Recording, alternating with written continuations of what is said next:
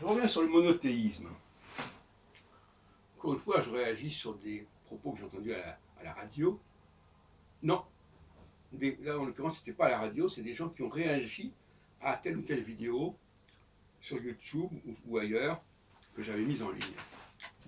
Je ne sais même pas si c'est moi qui était l'auteur de la vidéo ou quelqu'un que j'avais enregistré ou filmé, etc. Mais ce n'est pas très important. Ce qui est important, c'est l'argumentation que j'ai entendue. Alors, dès qu'on parle de monothéisme, il y a des grands spécialistes, il y a des gens qui croient être les grands spécialistes de la théologie, qui vous expliquent que ceci ou cela n'est pas possible, ne peut pas être dit. Voilà, les théologiens du dimanche. D'abord, premièrement, mettre en avant le monothéisme, dire vous êtes monothéiste, vous vous dites monothéiste, donc vous devez penser comme ceci ou comme cela. C'est quand même inverser les choses. Ce qui est important, c'est ce qui se passe, c'est ce que les gens disent, c'est les traditions qui se sont imposées, et non pas ce mot-là qui a pu être utilisé à un certain moment pour qualifier ces traditions. Alors déjà, on inverse l'ordre des choses. Ce n'est pas le qualificatif qui est utilisé pour désigner un phénomène qui est important, c'est le phénomène lui-même. Déjà, il y a un contresens méthodologique.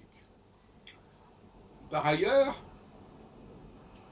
le monothéisme, ce n'est pas non plus l'idée qu'il y a un Dieu unique au sens de non pas Dieu unique pour un groupe donné, mais Dieu unique pour l'ensemble de l'humanité et pour l'ensemble de l'univers.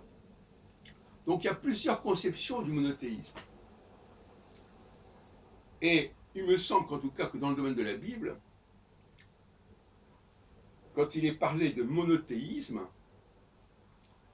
ça concerne les Juifs. Les Juifs ne doivent savoir qu'un seul Dieu. Donc que l'on étende cette idée que les Juifs doivent avoir un seul Dieu à l'ensemble de l'humanité, ça c'est vraiment aberrant. Il faut dire les choses comme elles sont. Mais c'est le risque classique. J'en parlais l'autre jour avec Valentin à propos de Zacharie. On nous sort un texte biblique, on dit voilà ce qui est annoncé à l'humanité.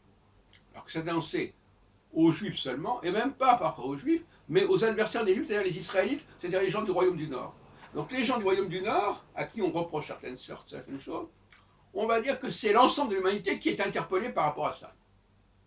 Bon, voyez-vous donc... Je n'ai pas de petit ou de petite ami, mais j'ai plein d'amis tout petits. Ce sont des émojis. Bon, ça c'est l'intervention de mon téléphone qui réagit à certains mots comme ça. C'est aberrant. Donc, non, il y a des façons d'interpréter les textes qui sont absolument inacceptables. Moi j'appelle ça l'anachorisme et l'anachronisme. À qui s'adresse le texte? De qui parle-t-on? Et effectivement, pour revenir à la dialectique sur l'oral et l'écrit, quand il y a un texte qui est écrit, eh bien, on ne sait plus qui en est l'auteur et à qui il s'adresse, parce qu'il n'y a personne.